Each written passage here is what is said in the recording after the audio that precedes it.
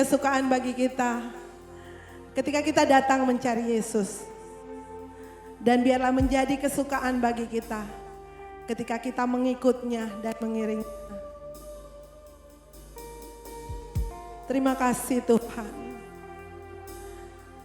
Kami ada sampai hari ini karena anugerah-Mu. Terima kasih.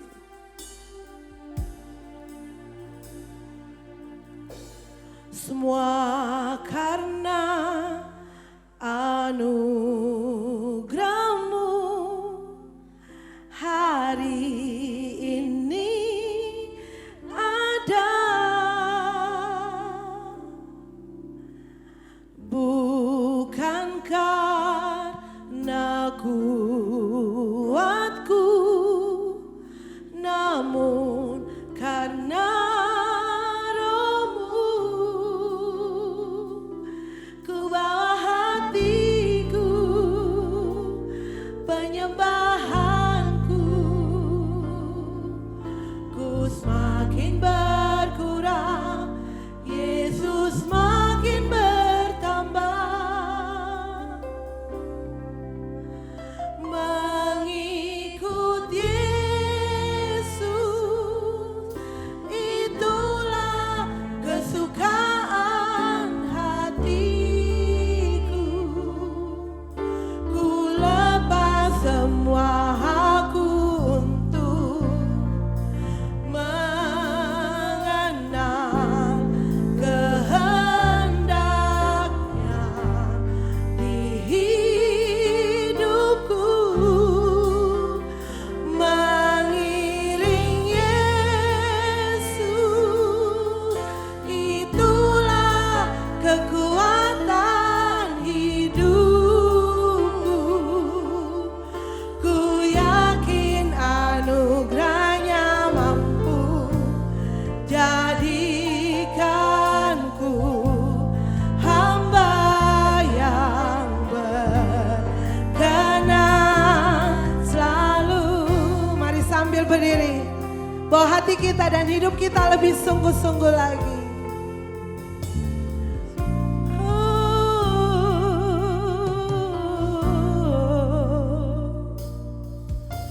Semua karena anugerah-Mu hari ini ada. Bukan karena kuatku,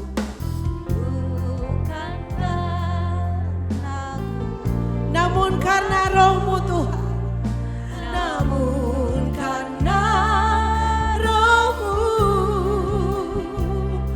ku bawa hatiku, penyembahanku,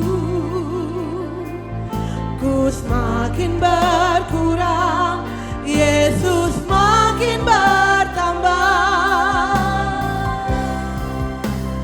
Mengikut Yesus, itulah kesukaan hatiku.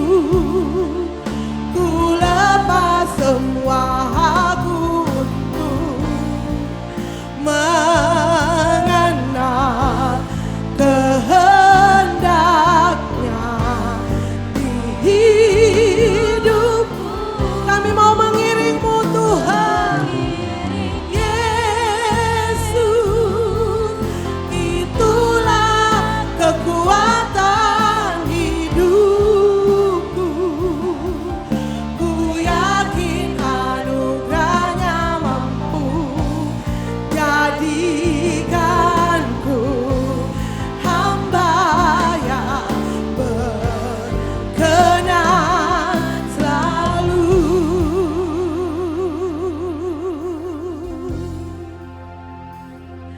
Kami mau mengikut-Mu,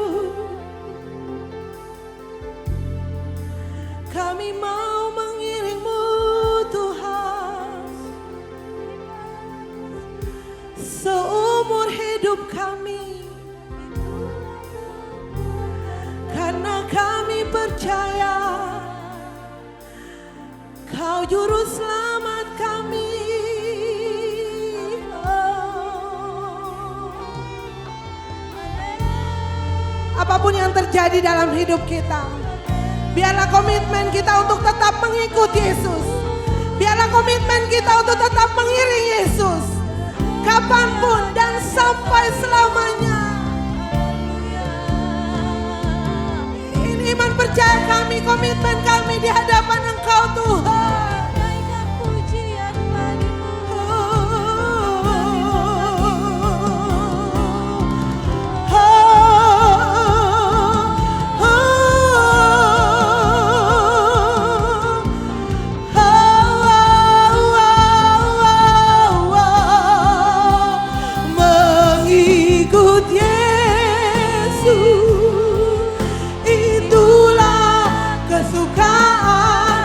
Hatiku, ku lepas semua hakku untuk mengenal kehendaknya di hidupku, mengiring Yesus, itulah kekuatan hidup. Ku yakin anugerahnya mampu jadikanku hamba yang berkenan. Ku yakin anugerahnya. Ku yakin anugerahnya mampu jadikanku hamba yang berkenan selalu. Haleluya.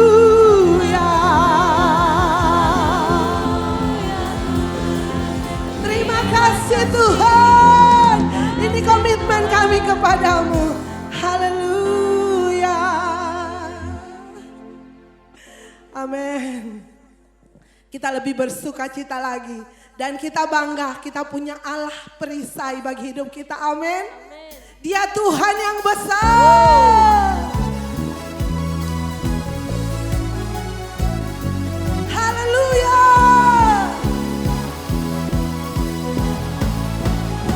Yang bersuka cita, tepuk tangannya buat Tuhan.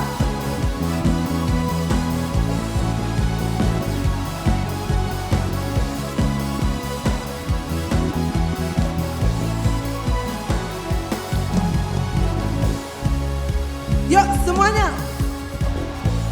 Tinggal dekatmu ku aman, hidup dalammu ku menang.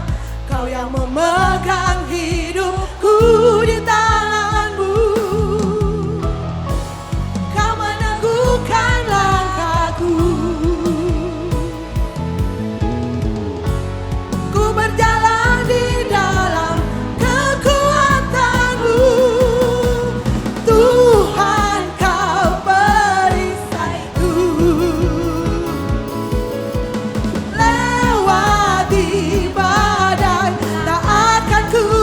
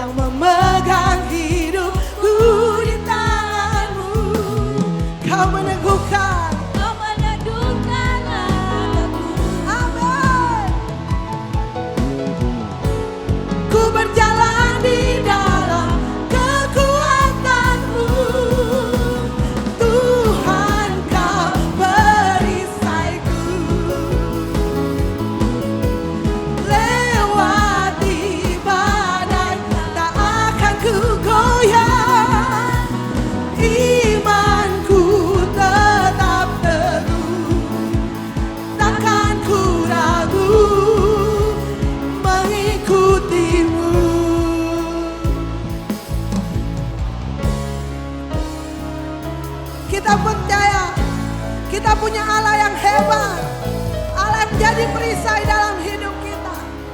Jangan pernah ragu, jangan pernah goyah. Haleluya.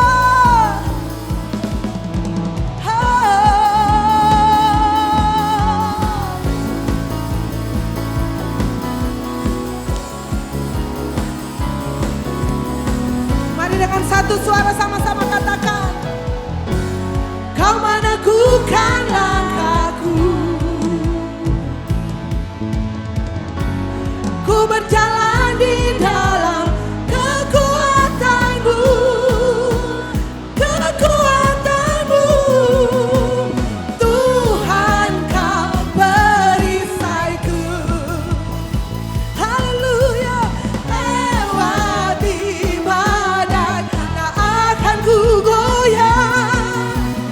Imanku tetap teguh, takkan ku ragu mengikutimu, takkan ku ragu mengikutimu. Mari lebih lagi bersorak buat Allah kita.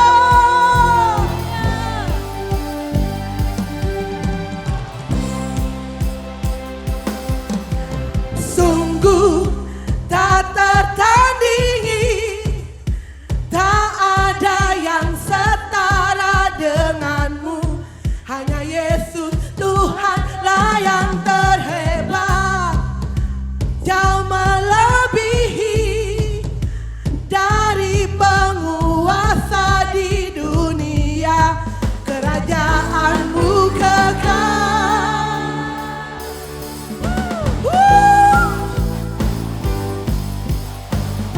Allah kita tak tertandingi. Siapa kau bandingkan perbuatannya yang heran? Tak ada. Kerajaannya yang terbesar tak akan tergoyahkan. Amin. Semua musuh pun gemetar mendengar nama-Mu Tuhan. Sorak kemenangan.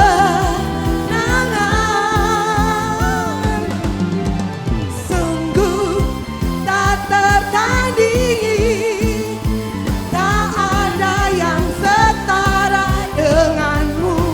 Hanya Yesus Tuhanlah yang terhebat, jauh melebihi dari penguasa di dunia. Kerajaan-Mu kekal.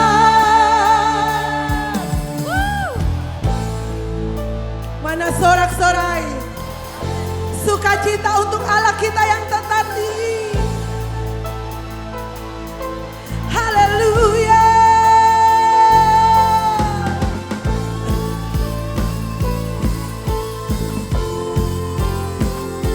Engkau hebat, Engkau dahsyat Tuhan.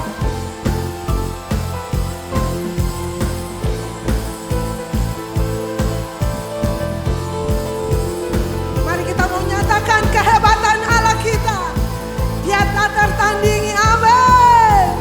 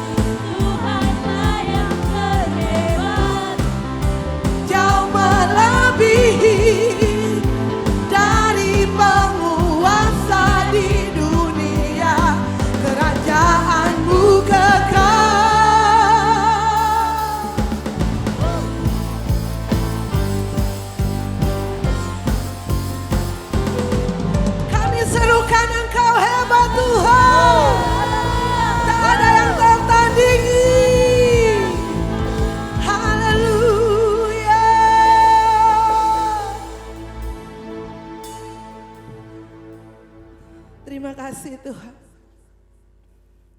Kami mengakui kehebatanmu Bapa, melebihi segalanya, melebihi dunia ini. Engkau tak tertandingi Tuhan. Apapun persoalan kita hari ini, kita punya Allah yang hebat, kita punya Allah yang dahsyat. Dia sanggup melakukan segala perkara. Dia sanggup menolong kita dengan caranya. Kami percaya kepadamu Tuhan. Takkan ku ragu Tuhan, janjimu yang menghidupkanku, hanya padamu Tuhan ku berseru, dan mataku tertuju padamu.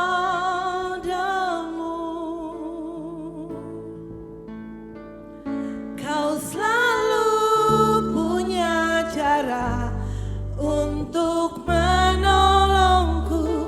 Kau selalu punya jalan keajaibanmu. Kau dahsyat dalam segala perbuatanmu, dan ku tenang di dalam caramu. Berikan tepuk tangan untuk Allah kita.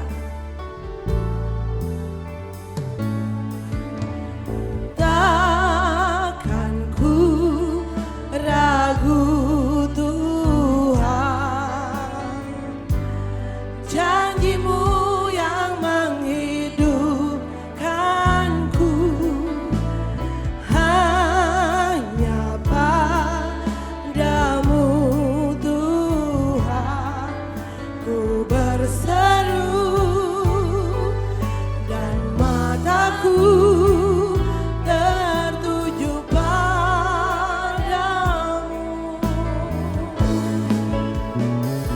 Kau selalu punya cara untuk menolongku. Kau selalu punya jalan keajaibanmu. Kau dahsyat dalam segala perbuatanmu, dan ku tenang di dalam caramu.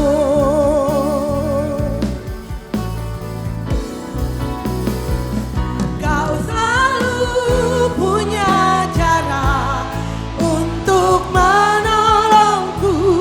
Kau selalu punya jalan keajaibanmu. Kau dahsyat dalam segala perbuatanmu, dan ku tenang di dalam caramu.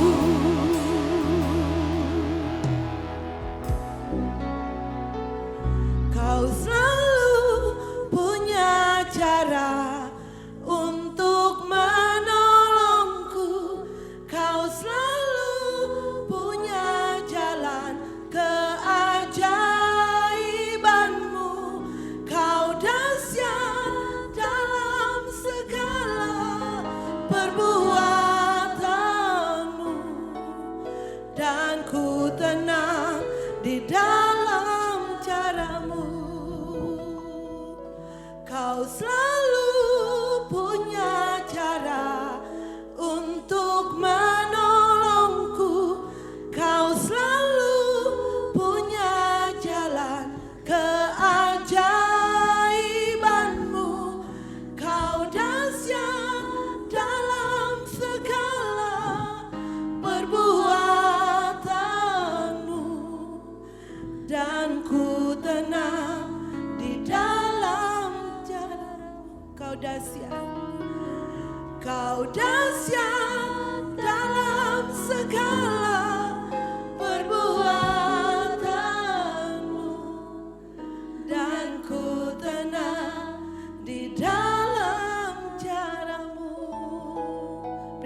tangan untuk Allah kita. Terima kasih Tuhan. Terima kasih Tuhan. Pujian ini menjadi pernyataan iman kami Tuhan. Bahwa kami tahu di dalam Engkau ada kepastian bagi kami. Engkau selalu punya cara untuk menolong kami Tuhan. Apapun pergumulan kami, apapun masalah, apapun rintangan kami. Semua kami yang datang hari ini Tuhan. Kami berserah sepenuhnya ke dalam tangan-Mu Bapa. Kami butuh Engkau, kami butuh firman-Mu Tuhan. Tolong kami Bapa, saatnya kami mendengarkan firman-Mu Tuhan. Biarlah hikmat-Mu Tuhan menuntun setiap kami Tuhan. Terima kasih Bapa, kami terus merindukan Tuhan. Kehidupan kami diubahkan, kehidupan kami diperbaiki. Dan kehidupan kami semakin bertumbuh di dalam Engkau ya Bapa. Terima kasih Tuhan, hanya di dalam nama Tuhan, Yesus firman yang hidup. Mari sama-sama kita katakan, amin. Sebagaimana yang kita ketahui, di dalam beberapa bulan terakhir, berita yang paling banyak mengisi media massa dan pokok pembicaraan yang paling populer di seluruh dunia adalah berita dan pokok pembicaraan tentang wabah virus COVID-19. Setiap hari media televisi dan internet melaporkan jumlah korban dari wabah ini, serta dampaknya terhadap berbagai sisi kehidupan manusia. Suatu hal yang wajar, sebab memang akibat dari wabah ini, baik terhadap kesehatan maupun ekonomi, sosial dan budaya sangatlah luar biasa. Apalagi kalau kita mengingat bahwa saat ini di seluruh dunia sudah lebih dari 23 juta orang yang terpapar dan hampir 1 juta orang yang meninggal dunia oleh karena virus ini. Suatu keadaan yang sama sekali tidak boleh dianggap remeh. Namun tidak banyak orang yang menyadari bahwa sesungguhnya di samping virus COVID-19 ada virus lain yang juga sudah menyebar ke seluruh penjuru dunia. Virus yang tidak kalah ganasnya dibandingkan virus COVID-19. Dampak yang diakibatkannya juga tidak kalah mengerikannya. Bahkan jumlah orang yang terpapar oleh virus ini jauh lebih banyak dibandingkan jumlah orang yang menderita karena virus COVID-19. Virus yang saya maksudkan adalah virus kekhawatiran. Kekhawatiran merupakan virus yang sangat berbahaya. Sebab seperti yang dikemukakan oleh Mike Corman, Direktur Eksekutif dari United States National Mental Health Committee dalam bukunya Every Other Bed.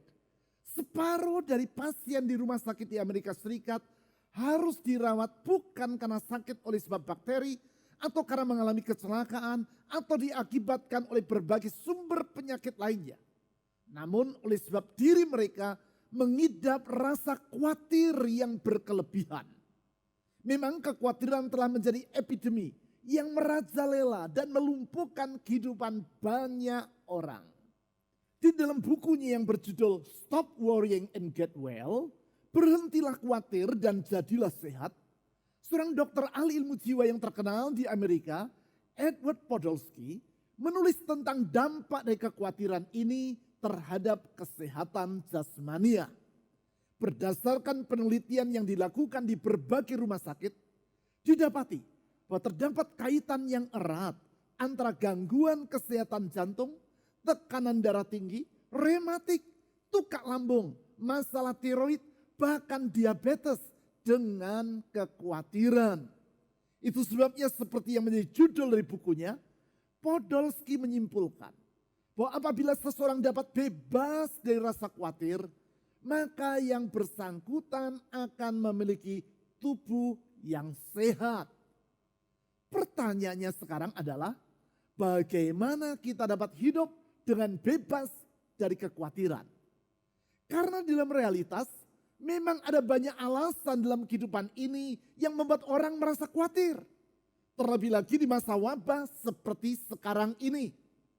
Orang mengkhawatirkan masalah kesehatan, rumah tangga, pekerjaan, sekolah, masa depannya, dan berbagai hal lainnya.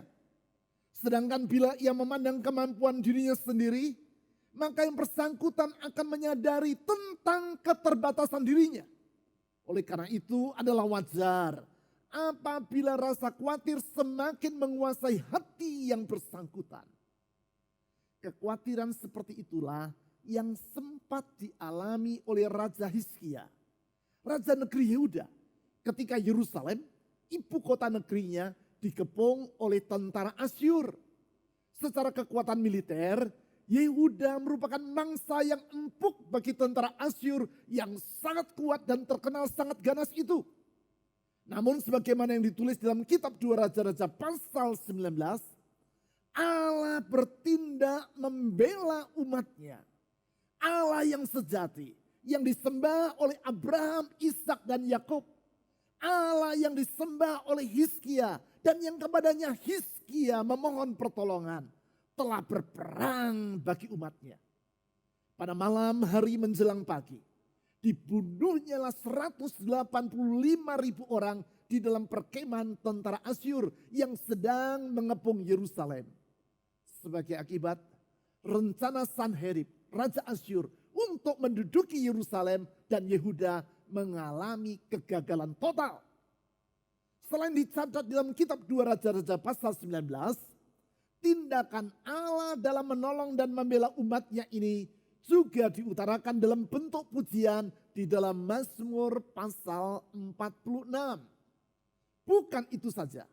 Di dalam Mazmur ini juga disebutkan sifat-sifat Allah yang telah menolong Hizkia dan penduduk Yerusalem. Sifat-sifatnya yang diutarakan melalui nama-namanya. Untuk itu di dalam Mazmur ini disebutkan secara langsung dan tidak langsung 4 nama dari antara nama-nama Allah yang diutarakan di dalam Alkitab. Keempat nama Allah yang diutarakan dalam Mazmur pasal 46 tersebut adalah yang pertama, yaitu El Elyon, atau dalam bahasa Inggris God Most High, yang artinya adalah Allah Maha Tinggi.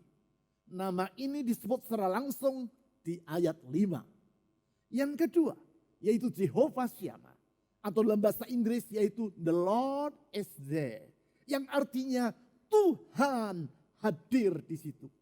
Nama ini disebut secara tidak langsung di ayat 5 dan 6. Yang ketiga, yaitu Jehovah Sebaot, atau dalam bahasa Inggris yaitu The Lord of Hosts, yang artinya antara lain adalah Tuhan bala tentara atau Tuhan semesta alam. Nama ini disebut secara langsung di ayat 8 dan 12. Ketiga nama-nama Allah tersebut telah kita pelajari di minggu-minggu yang lewat. Sekarang kita akan mempelajari namanya yang keempat, yaitu Jehovah Shalom, atau dalam bahasa Inggris yaitu The Lord is Peace, yang artinya adalah Tuhan itu sang damai. Nama ini disebutkan secara tidak langsung di ayat 9 dan 10. Saya mengajak saudara untuk membaca ayat-ayat tersebut dengan membacanya secara lebih lengkap, yaitu dengan membaca Mazmur pasal 46 ayat 1 sampai 4 dan ayat 9 sampai 12. Sesudah itu saya akan mengajak saudara untuk mempelajari apakah yang perlu kita lakukan agar kita dapat mengalami damai yang Ia sediakan. Damai sebagaimana yang nampak di dalam namanya, yaitu Jehovah Shalom tadi. Sehingga dengan demikian kita tidak lagi hidup dalam kekhawatiran. Sebaliknya kita hidup di dalam damai-Nya. Kita berhenti dari kekhawatiran dan mulai hidup dalam kehidupan yang Tuhan sediakan. Stop worrying and start living. Berhentilah khawatir dan mulailah hidup. Mazmur pasal 46 ayat 1 sampai 4 dan ayat 9 sampai 12. Untuk pemimpin biduan dari Bani Korah dengan lagu Alamot, nyanyian. Allah itu bagi kita tempat perlindungan dan kekuatan. Sebagai penolong dalam kesesakan sangat terbukti. Sebab itu kita tidak akan takut. Sekalipun bumi berubah. Sekalipun gunung-gunung goncang di dalam laut. Sekalipun ribut dan berbuih airnya. sekalipun gunung-gunung goyang oleh geloranya. Ayat 9. Pergilah, pandanglah pekerjaan Tuhan yang mengadakan pemusnahan di bumi, yang menghentikan peperangan sampai ke ujung bumi, yang mematangkan busur panah, menumpulkan tombak, membakar kereta-kereta perang dengan api. Di sini di ayat 9 dan 10 ini kita dapat melihat pribadi Allah yang menghadirkan damai atau dalam bahasa Ibrani yaitu shalom di tengah umatnya. Umat yang dalam keadaan terkepung dan dalam keadaan tidak berdaya. Ia menghadirkan damai itu dengan memusnahkan tentara Asyur yang saat itu sedang merajalela ke berbagai penjuru dunia.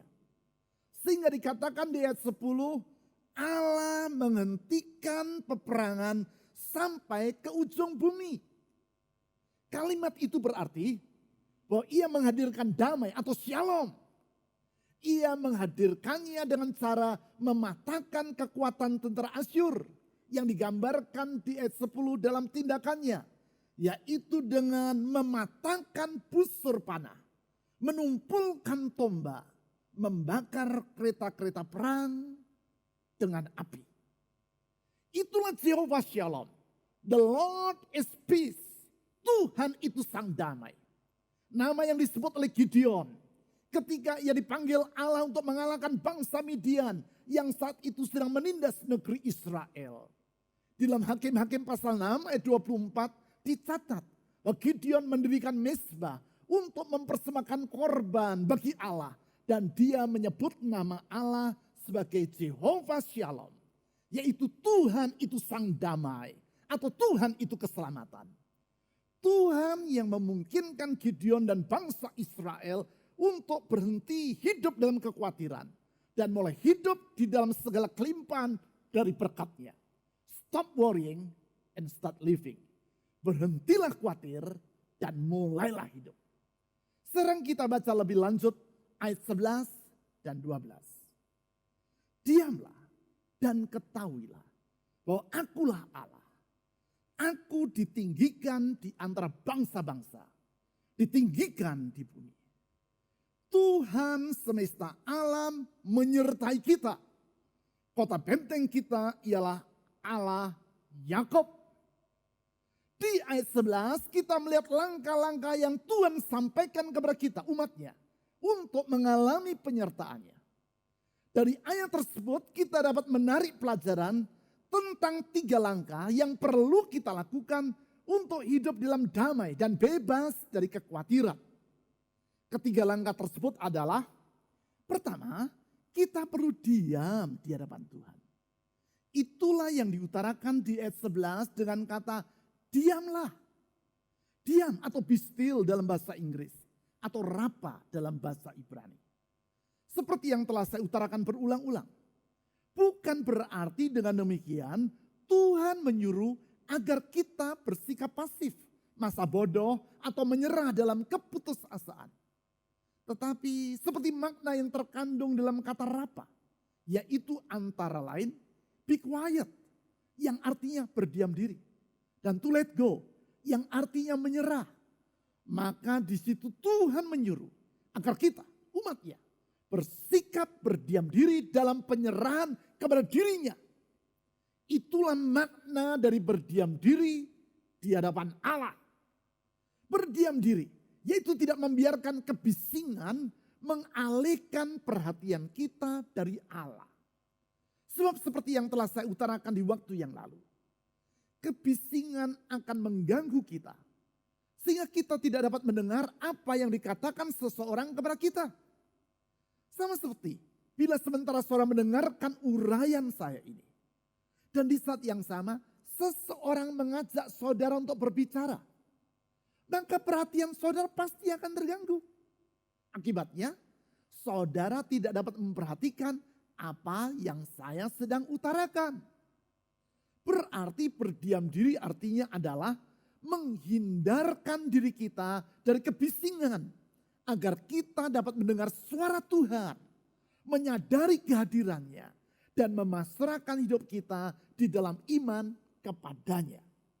Kebisingan ini tidak hanya dalam bentuk suara di luar diri kita, seperti suara televisi, handphone, dan berbagai suara tak berbunyi, seperti media sosial, komunikasi melalui WhatsApp atau WA, dan kesibukan yang dapat mengalihkan perhatian kita dari Allah. Namun juga kebisingan di dalam diri kita sendiri, yaitu kalau kita sibuk memikirkan hal-hal yang lain, sehingga pikiran kita tidak lagi tertuju kepada Allah. Padahal banyak kali pikiran manusia diisi dengan hal-hal yang tidak berguna. Richard Rohr, biarawan Fransiskan yang terkenal itu, pernah berkata, sebagian besar pikiran manusia terisi oleh dua hal. Yang pertama, yaitu terus-menerus memikirkan ulang hal-hal yang sudah lewat. Dan yang kedua, tak berhenti mengkhawatirkan akan masa depan. Endlessly reprocess the past and endlessly worry about the future. Padahal hal-hal yang sudah lewat tidak akan dapat kita ubah. Dan kekhawatiran akan hal-hal yang akan datang justru membuat hati kita merasa resah, gelisah, dan gundah. Memang tidak semua hal yang dikatakan oleh Richard Rohr harus kita anut. Namun apa yang ia katakan, yaitu bahwasanya acap kali manusia mengisi pikirannya dengan hal-hal yang tidak berguna ini adalah benar. Coba lihat diri saudara sendiri. Bukankah hal seperti itu yang sering mengisi pikiran saudara? Bukan berarti dengan demikian kita jangan lagi berpikir atau menggunakan pikiran kita.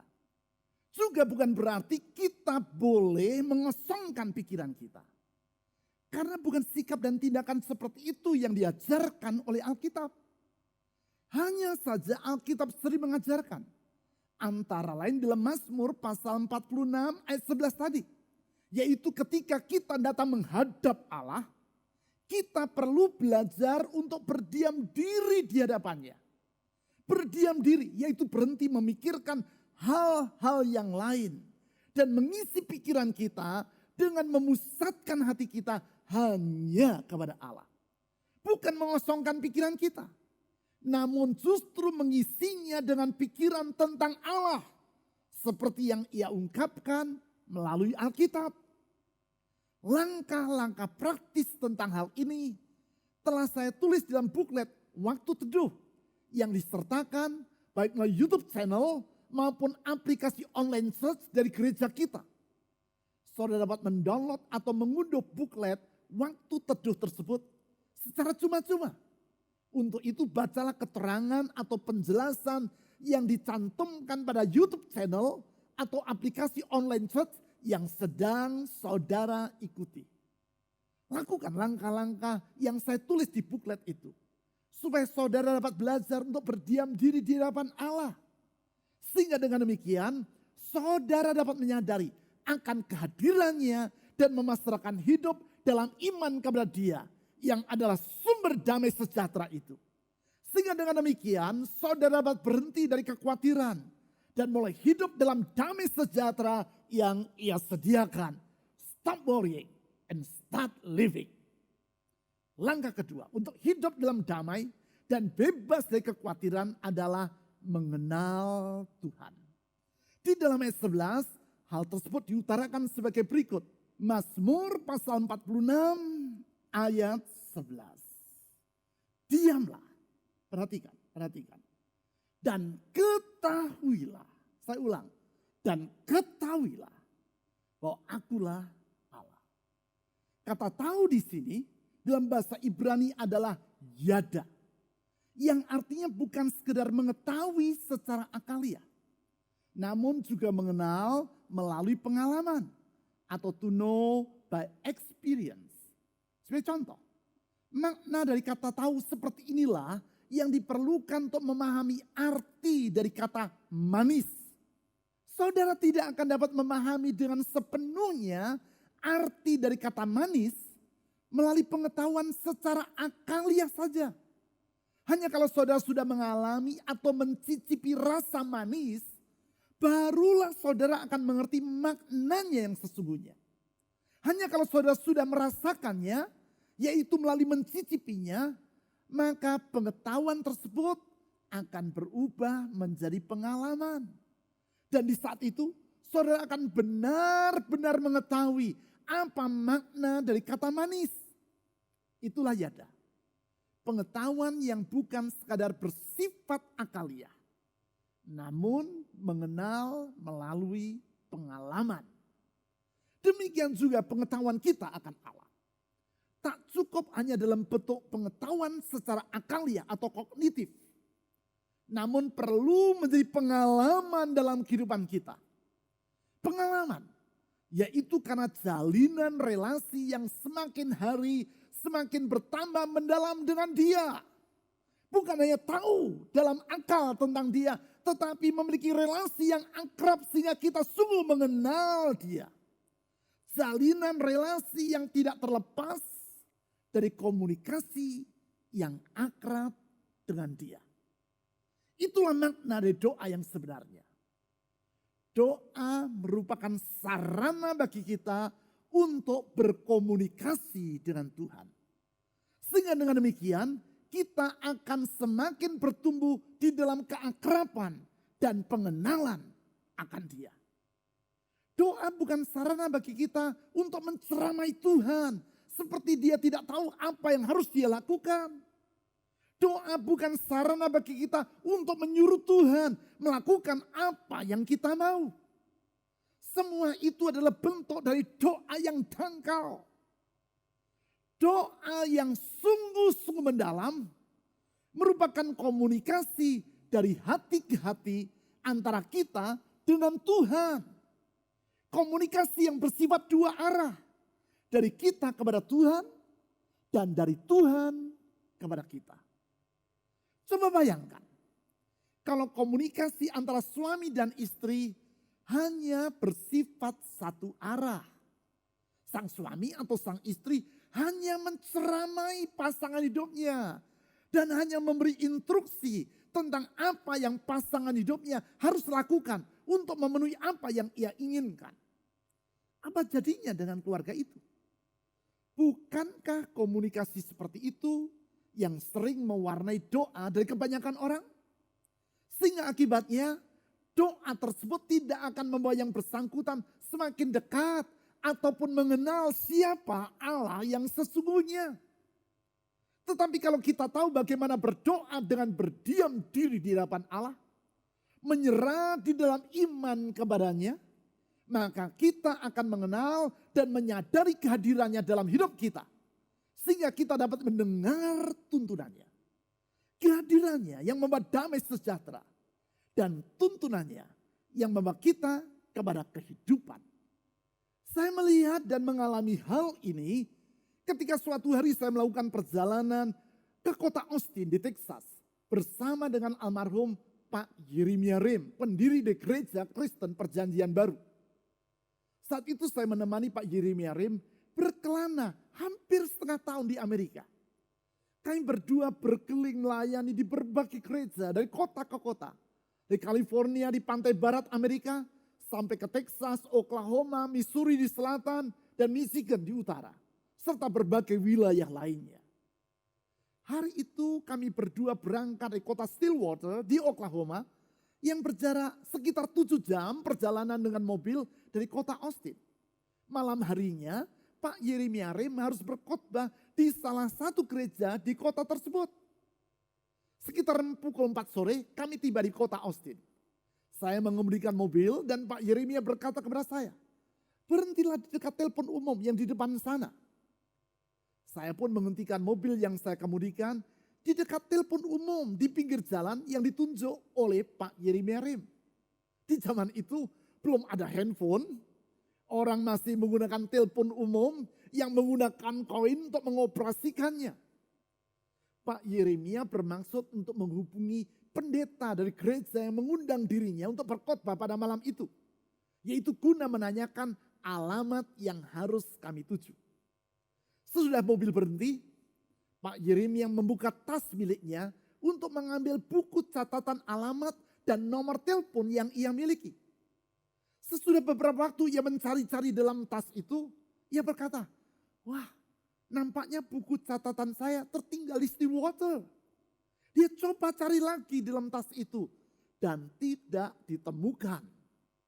Yang menjadi masalah adalah kami tidak dapat menghubungi siapapun juga di Stillwater untuk mencari buku alamat tersebut dan melihat nomor telepon dari pendeta gereja yang akan dilayani oleh Pak Yeremia Rim pada malam itu.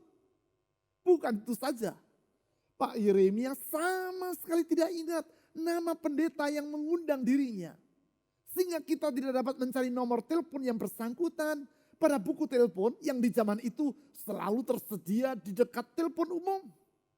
Padahal 2 jam lagi Pak Yeremia harus berkhotbah sesuai dengan undangan yang ia terima. Dalam situasi yang sangat mendesak itu, Pak Yeremia berkata kepada saya, ayo kita menenangkan diri dan berdiam diri di depan Tuhan. Kita berkata kepada Tuhan, Yesus anak domba Allah, tolonglah kami. Itu saja yang kita katakan kepada dia, katanya. Jadi sementara kami berdua duduk dalam mobil, kami menenangkan pikiran, meneduhkan hati, memusatkan pikiran kepada Tuhan, dan berkata di dalam hati, dalam keheningan, Yesus anak domba Allah, tolonglah kami. Sekitar 3-4 kali kami berdoa seperti demikian, mendadak Pak Yeremia berkata kepada saya, cepat ambil pulpen dan kertas, catat nomor ini.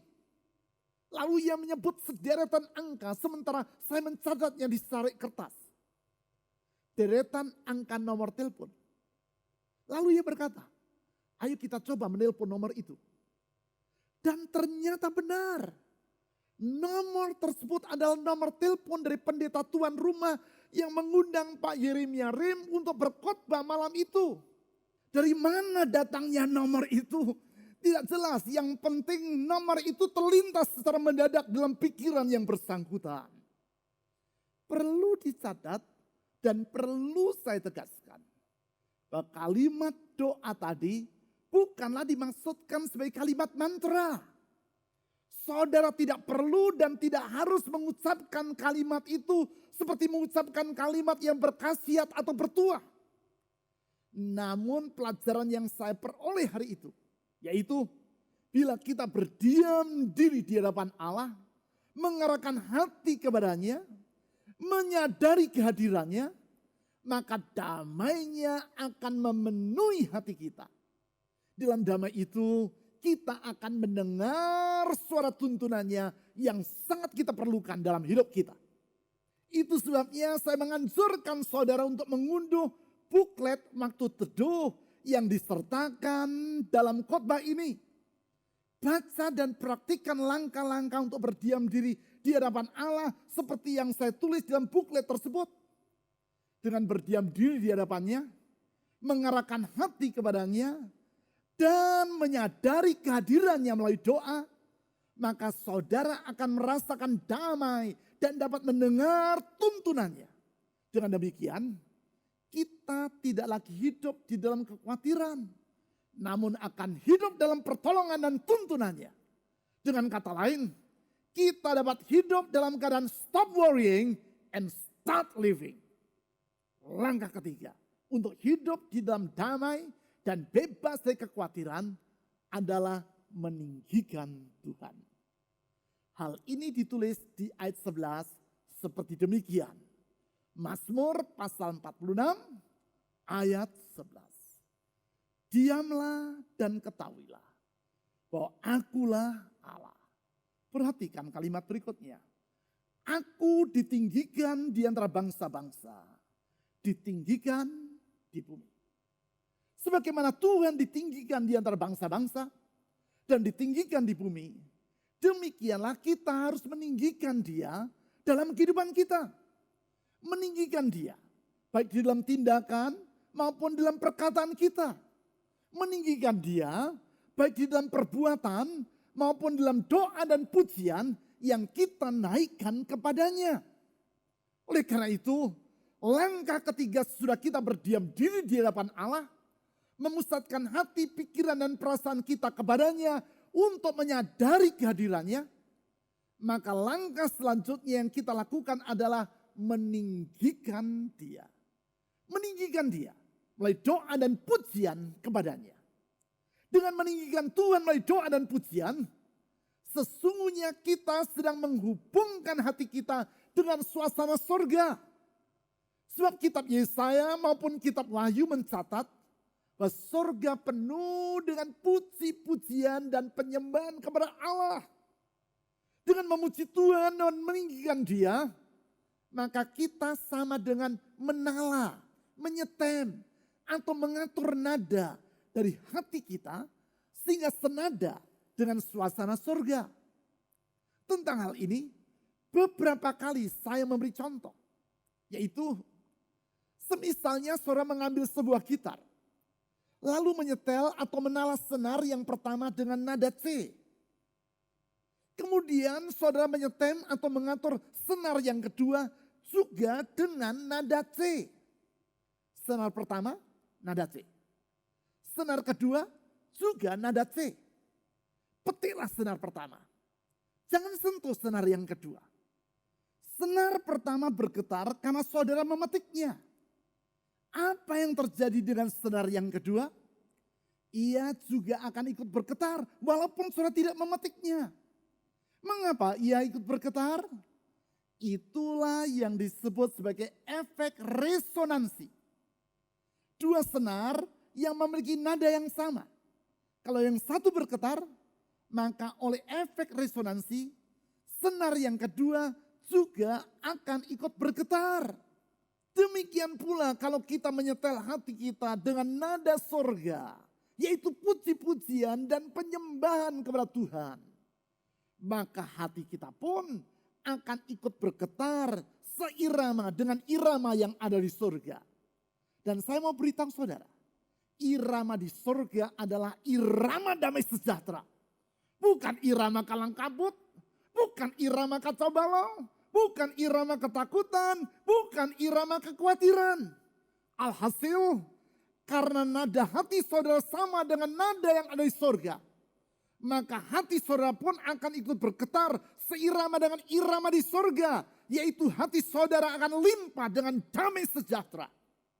Itu sebabnya di dalam Filipi pasal 4 ayat 6 sampai 7 ditulis seperti demikian.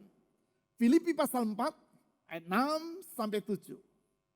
Janganlah hendaknya kamu khawatir tentang apapun juga. Saya ulang. Khawatir tentang apapun juga. Tetapi nyatakanlah dalam segala hal keinginanmu kepada Allah dalam doa dan permohonan. Perhatikan. Dengan ucapan syukur. Lihat di sini ditulis. Sebaliknya dari rasa khawatir, kita perlu mengungkapkan kerinduan kita kepada Allah dalam doa dan permohonan dan disertai dengan ucapan syukur. Bukan disertai dengan rasa khawatir, bukan disertai dengan keluhan, omelan, atau ungkapan kejengkelan kepada Allah, tetapi ucapan syukur. Artinya pujian dan pengagungan kepadanya. Dimulai dari waktu teduh, berdiam diri di hadapan Allah, mengarahkan hati kepadanya, dan memuji dia. Lihat akibatnya di ayat 7. Ayat 7. Damai sejahtera Allah yang melampaui segala akal akan memelihara hati dan pikiranmu dalam Kristus Yesus. Sebentar kita akan menaikkan pujian kepada Tuhan. Kita akan meninggikan Tuhan Yesus. Sementara kita mengangkat pujian, bukalah hati saudara kepadanya. Angkat iman saudara kepada Yesus Kristus, Sang Raja Damai. Ingat, dengan demikian kita sedang mengatur hati kita agar senada dengan suasana surga. yaitu suasana pujian dan penyembahan kepada Tuhan yang adalah sumber damai sejahtera itu. Sehingga dengan demikian hati saudara pun akan limpah dengan damainya. Sehingga dengan demikian saudara pun akan mengalami damai di tengah badai. Sudah itu saya akan berdoa bagi saudara. Menyerahkan hidup saudara ke dalam tangan Allah yang maha tinggi, El Elyon. Tuhan yang hadir menyertai umatnya, Jehovah Syama. Tuhan semesta alam, Jehovah Sebaot. Dan Tuhan Sang Damai, Jehovah Shalom. Yang telah lahir dan hadir menyertai kita di dalam diri Yesus Kristus, Tuhan kita. Sehingga dengan demikian, apapun yang sedang saudara alami saat ini, saudara tidak akan hidup dalam kekhawatiran. Sebaliknya, damai sejahteranya akan melimpah dalam hidup saudara. Stop worrying and start living.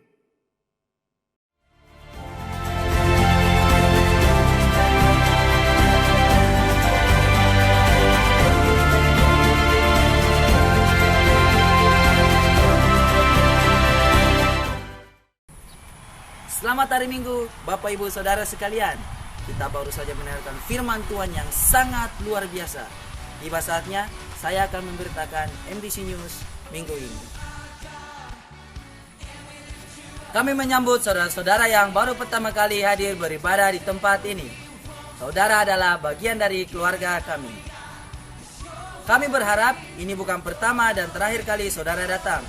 Kehadiran saudara sungguh melengkapi sukacita kami. Mohon saudara tinggal sebentar setelah selesai ibadah. Kami ingin mengenal saudara lebih dekat. Saat ibadah, ada beberapa hal yang perlu diperhatikan. Mengatur jarak duduk, mencuci tangan sebelum masuk ruang ibadah, menggunakan masker, akan dicek suhu tubuh sebelum masuk ibadah, sementara tidak berjabat tangan. Dan bagi jemaat yang dalam keadaan sakit seperti flu, batuk, suhu badan lebih dari 37 derajat Celcius, diharapkan untuk sementara ibadah online saja. Begitu pula dengan anak-anak, masih sekolah minggu di rumah ya, seperti biasa. Hari Senin, ada doa bersama tim DPJ dan Gemblit MDC Sorong. Mulai jam 7 ya, di Geraha MDC. Kesan sudah bisa dilaksanakan seperti biasa. Dapat bertempat di Geraha MDC atau di rumah, namun pastikan tidak bermasalah bagi orang-orang di sekitar kita. Kesan umum di setiap hari Rabu, dan kesan remaja berada di hari Selasa, dan kesan pemuda berada di hari Sabtu. Jangan lupa kesan ya. Mari bergabung dalam doa dan puasa di hari Jumat. Doa dimulai jam 6 sore. Penting juga untuk mengambil waktu puasa di hari tersebut agar kita terus belajar membangun rohani yang kuat dan kokoh. Kami mengundang seluruh jemaat untuk terlibat dan ambil waktu untuk berdoa dan berpuasa. Doa puasa yang membangkitkan rohani kita. Pastikan hadir ya. Bagi anak-anak sekolah minggu, ada Sabtu Ceria online setiap hari Sabtu jam 5 sore. Bagi yang belum pernah mengikutinya, bisa hubungi Bunda Sinta di nomor di bawah ini untuk mendapatkan link Sabtu Ceria. Ibadah harian, pagi, siang, dan malam tetap dilakukan rutin setiap hari agar iman kita terus bertumbuh menjadi kuat dan mampu bertanggung jawab menghadapi setiap langkah kehidupan. Juga selalu mengucap syukur atas semua berkat yang boleh kita terima pada setiap hari-hari ini.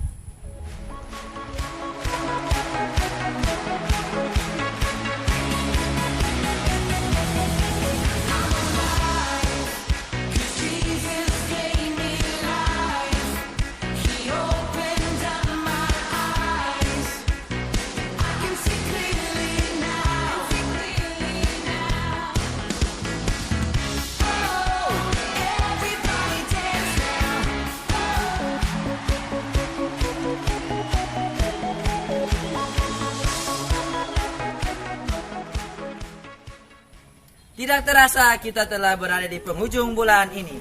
Dan khusus untuk para pemuda Image MDC Sorong akan diadakan celebrate di minggu yang akan datang.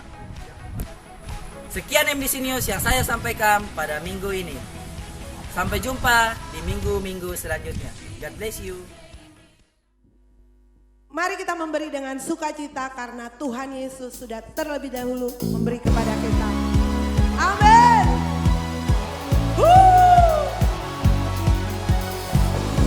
Dialah perisai bagi kita.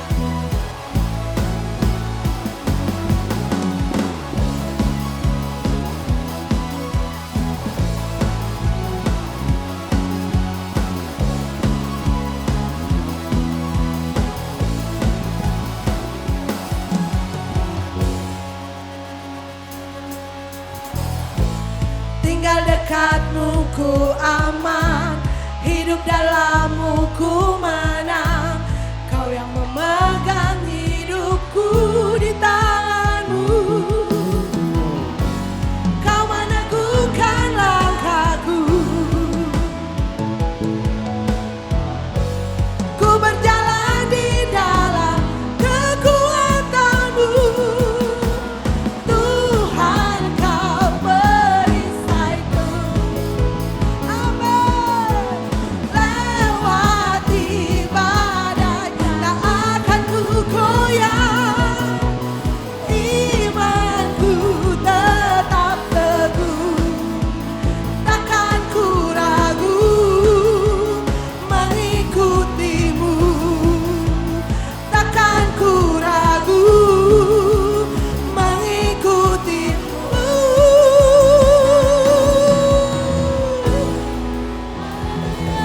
Haleluya. Haleluya. Puji nama Tuhan. Mari Bapak Ibu, saya undang semuanya untuk bangkit berdiri. Kita akan mengakhiri ibadah kita. Mari kita berdoa. Bapa, di dalam nama Tuhan Yesus Kristus, Allah yang luar biasa dalam hidup kami ya Tuhan. Kami mengucap syukur ya Tuhan atas anugerah-Mu, atas perlindungan-Mu dalam hidup kami sepanjang minggu kami yang lalu ya Bapa. Kami mengucap syukur ya Tuhan, kami dapat beribadah, kami dapat memuji, dan kami dapat menyembah Engkau ya Tuhan. Kami juga mengucap syukur ya Tuhan, kami dapat mendengarkan kebenaran firman-Mu ya Tuhan. Biarlah setiap firman yang sudah kami dengar ya Tuhan, dapat kami lakukan dalam setiap kehidupan kami ya Tuhan. Dapat kami praktekkan ya Tuhan dalam setiap kehidupan kami. Kami juga mengucap syukur ya Tuhan atas persembahan yang sudah kami beri ya Tuhan. Biarlah setiap persembahan yang sudah kami beri ya Bapa, itu dapat mempermuliakan Engkau Tuhan, dapat memperluas kerajaan-Mu ya Tuhan. Terima kasih ya Tuhan atas segala sesuatu Tuhan yang sudah Engkau kerjakan ya Tuhan di sepanjang ibadah kami pada hari ini ya Tuhan. Kami juga ya Tuhan memohon berkat perlindungan-Mu dalam hidup kami ya Tuhan. Dalam kami melewati masa-masa pandemi ini ya Tuhan. Biarlah setiap masa pandemi ini Tuhan kami dapat lewati Tuhan. Itu seturut dengan kehendak-Mu saja ya Bapa. Engkau memberkati kami Tuhan dalam pekerjaan kami ya Tuhan. Agar Engkau memberikan berkat-berkat yang luar biasa ya Tuhan. Engkau memberkati juga ya Tuhan buat jemaat-jemaat kami yang Tuhan yang telah kehilangan pekerjaan karena pandemi ya Tuhan. Kami yakin dan percaya Tuhan berkat sejati Tuhan itu hanya ada daripada-Mu saja ya Bapa. Berkati setiap kami Tuhan. Berkat-berkat yang luar biasa ya Bapa. Bapa, di dalam nama Tuhan Yesus Kristus kami juga mengucap syukur ya Tuhan. Biarlah anugerah-Mu selalu nyata dalam kehidupan kami ya Bapa. Saat ini juga kami berdoa ya Tuhan. Bila ada jemaat yang sedang sakit ya Tuhan, kami memohon pertolongan-Mu, kami mohon kesembuhan daripada-Mu Tuhan. Hanya melalui bilur-bilur-Mu kami sembuh ya Bapa. Hanya di dalam nama Tuhan Yesus Kristus Tuhan, kami sembuh ya Bapa. Terima kasih ya Tuhan. Saat ini juga Tuhan, kami memohon Tuhan, anugerah-Mu selalu nyata dalam kehidupan kami ya Bapa. Terima kasih ya Tuhan. Mari Bapak Ibu, arahkan hatimu dan terimalah berkat. Berkat kasih karunia dari Allah Bapa, damai sejahtera dari Tuhan Yesus Kristus, pertolongan dari Roh Kudus menyertai kita saat ini kekal sampai selama-lamanya. Amin.